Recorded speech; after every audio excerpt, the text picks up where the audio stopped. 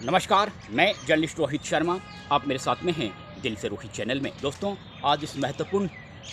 चर्चा में जो ज्वलंत विषय एक ही विषय है जिसकी गूंज पूरे हिंदुस्तान भर में सुनने को मिल रही है। अब ये जो गूंज है वो देवली उनियारा तक सीमित नहीं रह गई है। थप्पड़ कांड वाली पूरे हिंदुस्तान भर में अलग अलग राजनीतिक दलों के नेता भी जब मंच से भाषण देते हैं तो इस घटना का जिक्र जरूर करके भजनलाल सरकार को कटघरे में खड़ा करने का प्रयास करते हैं। और ये जो पूरा मामला हुआ है, उस मामले में अब तक जो स्थितियां बनी हैं और आगे जो स्थितियां बनने वाली हैं वो भी भजनलाल सरकार के लिए और राजस्थान की शांति व्यवस्था के लिए एक तरीके से काफ़ी बड़ी चुनौती बन सकती है। आज मैं इस महत्वपूर्ण वीडियो में चर्चा इस बात की करूंगा कि किस तरह से जो राजनेता होते हैं वो वोट के समय तो एक तरीके से भिखारी बनकर वोट हासिल करने का प्रयास करते हैं, कई तरह के वादे करते हैं, भोले भाले मतदाताओं को अपने जाल में फंसाने का प्रयास करते हैं और कामयाब भी हो जाते हैं। और जैसे ही उनका मतलब निकलता है और जैसे ही उन्हें ये पता चलता है कि मुझे इस जगह से कोई वोट नहीं मिला, तो फिर उस जगह से यानी उन मतदाताओं से वो किनारा भी कर लेते हैं। यहाँ पर किसी एक दल के राजनेता की बात नहीं हो रही है, मैं तमाम राजनीतिक दलों के नेताओं की बात कर रहा हूँ जो विधानसभा चुनाव और लोकसभा चुनाव लड़ते हैं। अक्सर इस तरह देखा जाता है। और अभी भी जिस तरह से देवली उनियारा में जो स्थिति बनी है, अगर उस पर हम थोड़ा सा गौर करें तो पिछले 2-3 दिन में, हालांकि डॉक्टर किलाल मीणा जिस दिन घटना घटित हुई उसी रात वो मौके पर पहुंच गए थे और वो इस तरह के वाक़ियों से कभी घबराते भी नहीं हैं। उनकी जो पूरा समय बीता है 50 साल का, वो इसी तरह की चुनौतियों का सामना करने में और मौके पर जाकर लोगों को समझाने में ही बीता है। इसलिए जो किरोड़लाल मीणा तो ज़रूर वहाँ पहुँचे थे और बातचीत भी की थी समरावता गांव वालों से, और वहाँ से जो प्रदर्शनकारी अपनी मांग कर रहे थे उनसे भी उन्होंने बातचीत की थी। लेकिन आप देखिए कि नरेश मीणा को क्या मिला। नरेश मीणा को भी समरावता गांव वालों ने कोई वोट नहीं किया, लेकिन उन्होंने निर्दलीय प्रत्याशी होते हुए गांव वालों की वाजिब मांग पर पंगा ले लिया, प्रशासन से पंगा ले लिया, पुलिस से पंगा ले लिया और राजस्थान सरकार से पंगा ले लिया और एक संगीन अपराध अपने हाथों से कर डाला, जिसकी सज़ा आने वाले दिनों में उन्हें क्या मिलेगी ये तो अभी जांच होगी और जांच के बाद में कोर्ट जो डिसीजन करेगा उसके बाद पता चल पाएगा। लेकिन अभी फ़िलहाल वो 14 दिनों की न्यायिक अभिरक्षा में जेल में बंद है और उनके जो वकील कह रहे हैं कि उन्हें जेल में यातनाएं भी दी जा रही है, इस तरह की बातें कही जा रही है वकीलों की ओर से, उनके वकीलों की ओर से। तो एक तो नरेश मीणा है जिसको भी वोट नहीं मिले, समरावता गांव वालों ने मतदान का बहिष्कार किया हुआ था, लेकिन उसके बावजूद भी उन्होंने उस समरावता गांव के ग्रामीणों की समस्या को दिल से सुना और उनके लिए उन्होंने न जाने क्या क्या अपने हाथों से गतिविधियों को अंजाम दिया और उसके बाद में वो जेल की सलाखों में पहुंचे। और एक वो नेता हैं जो विधानसभा उपचुनाव में कांग्रेस पार्टी के, चाहे केसी मीणा हो, भारतीय जनता पार्टी के राजेंद्र गुर्जर हो, जब तक मैं ये वीडियो तैयार कर रहा हूँ तब तक इन दोनों में से एक भी नेता उन गांव वालों की तकलीफ़ें सुनने के लिए मौके पर नहीं पहुंचा। क्या कारण? क्या उन्होंने आपको वोट नहीं दिया? तो आपका फ़र्ज़ नहीं बनता कि आप ऐसी स्थिति में उनके पास जाएं, उनकी समस्याओं को सुनें, उन्हें भरोसा दिलाएं। और जिस तरह की वो यातनाएं अभी झेल रहे हैं, मामला अभी शांत नहीं हुआ है और गांव वाले भोले भाले और गरीब तबके के वहाँ पर ज़्यादा हैं। वो ये भी जानते हैं कि आने वाले दिनों में भी जब जांचें होगी तो जांच को प्रभावित करने के लिए हो सकता है उन पर कई तरह के दबाव डाले जाए, कई तरह की उन्हें धमकियां दी जाए। तो उन सब बातों को गांव वाले समझते हैं, अभी भी समझते हैं। जिस तरह से कल विजय बैंसला ज़रूर गए थे कल, तो विजय बैंसला को जिस तरह से वहाँ के लोग बता रहे थे, जिस तरह के वीडियो वायरल हो रहे हैं विजय बैंसला के ग्रामीणों, उनसे बता रहे थे कि हमें बहुत पीटा मारा, न जाने अब हमारा क्या होगा, अब न जाने हमको पुलिस हमको यहाँ से उठा ले जाएगी। इस तरह की बहुत सी, यानी जो डर उन्हें अभी भी सता रहा है, इस तरह की बातें विजय बैंसला को वहाँ के ग्रामीणों ने बताई है। और तो निश्चित रूप से जो 13 नवंबर की रात जो घटना घटी उसकी जो पीड़ा उन्होंने सही, वो बाकायदा कह रहे हैं कि बेकसूर लोगों को पुलिस घर से उठा ले गई, उन्हें यातनाएं दी गई, उनके घर में आगजनी की गई और न जाने क्या क्या पुलिसकर्मियों पर आरोप वहां पर गांववासी लगा रहे हैं। और अभी भी उन्हें ये डर है कि अभी भी आने वाले दिन उनके लिए काफ़ी पीड़ादायक हो रहे हैं और रो रो के अपना हाल वो वहां पर जाने वाले, चाहे वो कलेक्टर महोदया भी वहाँ पर गई थी बाद में, उनको भी उन्होंने इस तरह की बातें बताई, अपनी पीड़ा बताई। यानी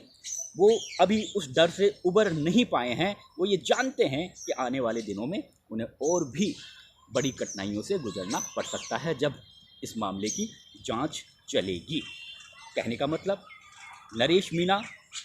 एक ऐसा बंदा जो निर्दलीय चुनाव लड़ रहा था, कांग्रेस पार्टी से बगावत करके कांग्रेस पार्टी से उन्हें निष्कासित कर दिया गया है और जिसे भी एक भी वोट नहीं मिला, वो बंदा गांव वालों के लिए उसने अपने हाथों से एक जघन्य अपराध कर डाला और जिसकी सज़ा आगे क्या होगी अब उसे ही भुगतनी पड़ेगी। और जो उनके समर्थक हैं, जो अभी तक करीबन 50 से ज़्यादा लोग अरेस्ट किए गए हैं, उन्हें भी, उनके बारे में भी जो वकील हैं कह रहे हैं कि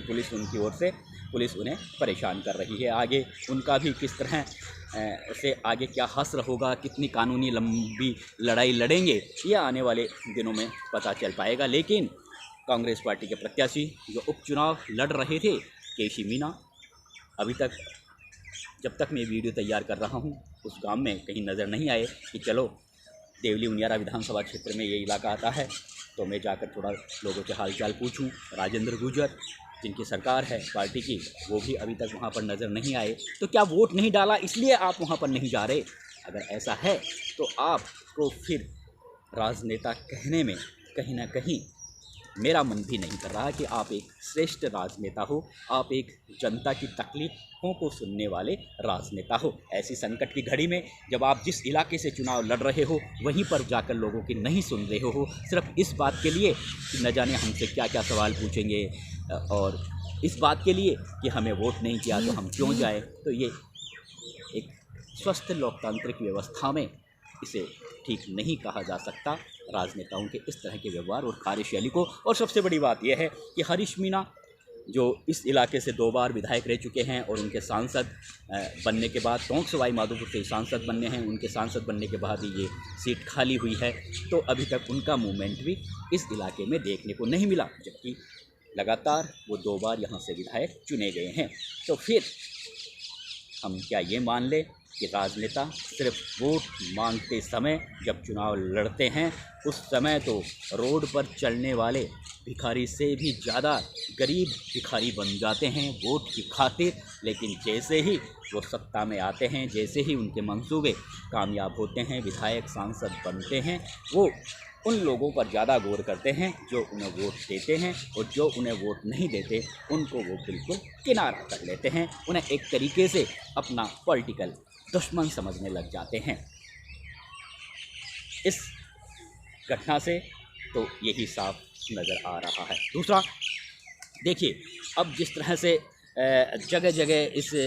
थप्पड़ कांड के बाद में मीणा समाज के लोगों की, अग्रज लोगों की बैठकें हो रही है और वो नरेश मीणा के समर्थन में हैं। उनकी ओर से ज्ञापन दिया जा रहा है कि नरेश मीणा बेकसूर है, उनकी रिहाई कीजिए। गांव वालों की वाजिब मांगों को लेकर वो प्रदर्शन कर रहे थे, उसमें एसडीएम की गलती वो ज़्यादा बता रहे हैं, नरेश मीणा की कम बता रहे हैं कि अगर एसडीएम और जिला कलेक्टर महोदय अगर इस मामले को सही तरीके से हैंडल करते तो ये मामला बनता ही नहीं। और अगर जब नरेश मीणा ने थप्पड़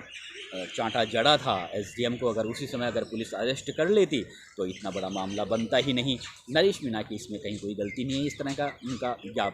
अलग अलग मीटिंगें करके नरेश मीणा के लिए उन्होंने मोर्चा खोल दिया है और लगातार सरकार से मांग कर रहे हैं। दूसरा, गुर्जर समाज के लोग भी, एक देखने वाली बात यह है कि गुर्जर समाज के लोग भी अब नरेश मीणा के लिए लामबंद होने लगे हैं। जिस तरह से देवली में, हिंडोली में गुर्जर समाज के बड़े नेताओं की बैठक हुई है और उसमें निर्णय लिया गया है कि नरेश मीणा बेकसूर है, नरेश मीणा को आप रिहा कीजिए। नरेश मीणा एक सच्चे संघर्षशील नेता है और उनके खिलाफ में जिस तरह से पुलिस पुराने मामले खोल रही है, वो सारे मामले जनता के हितों को लेकर छेड़े गए, उनके आंदोलनों को लेकर है, वो कोई अपराधी नहीं है। यानी नरेश मीणा के लिए मीणा समाज और गुर्जर समाज जिस तरह से लामबंद हो रहा है, तो आने वाले दिनों में राजस्थान में कहीं ना कहीं एक बार फिर जिस तरह से जातियां अलग अलग मोर्चा खोल रही हैं नरेश मीणा के लिए, तो हमें सड़कों पर लोग उतरते हुए भी दिख सकते हैं। और जिस तरह से आपको पता है करणी सेना, महिपाल सिंह वाली करणी सेना, तो महिपाल सिंह पहले ही कह चुके हैं कि वो नरेश मीणा उनके पुराने मित्र हैं और उन्होंने मैं उनके समर्थन में हूँ। तो हो सकता है आने वाले दिनों में राजपूत समाज भी नरेश मीणा के लिए सड़कों पर उतर जाए, जिस तरह से प्रताप सिंह खाचरियावास और उन के बयान भी आ रहे हैं। और कांग्रेस पार्टी के भी जैसे इंदिरा मीणा है, उनका भी जिस तरह का बयान आया है, तो कहीं ना कहीं उनकी भी सिंपैथी नरेश मीणा को लेकर है। तो ये जो स्थितियां बन रही है, मीणा समाज, गुर्जर समाज, दोनों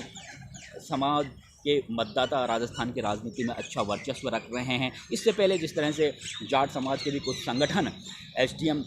के समर्थन में सामने आए हैं, पीड़ित एसडीएम अमित चौधरी के समर्थन में सामने आए हैं, नरेश मीणा के खिलाफ कड़ी कार्रवाई करने की मांग कर रहे हैं। तो ये जो जातियों ने जो मोर्चा खोल दिया है, अलग अलग जिस तरह की डिमांडें इसमें की जा रही हैं, कोई नरेश मीणा के समर्थन में है, कोई खिलाफ है, उससे आने वाले दिनों में भजनलाल सरकार के लिए एक बहुत बड़ी चुनौती बन सकती है। और ये समय भजनलाल सरकार के लिए एक बहुत बड़ा संकट का समय आ गया है, क्योंकि बड़ी बड़ी जातियों की ओर से सड़कों पर उतरना कहीं ना कहीं फिर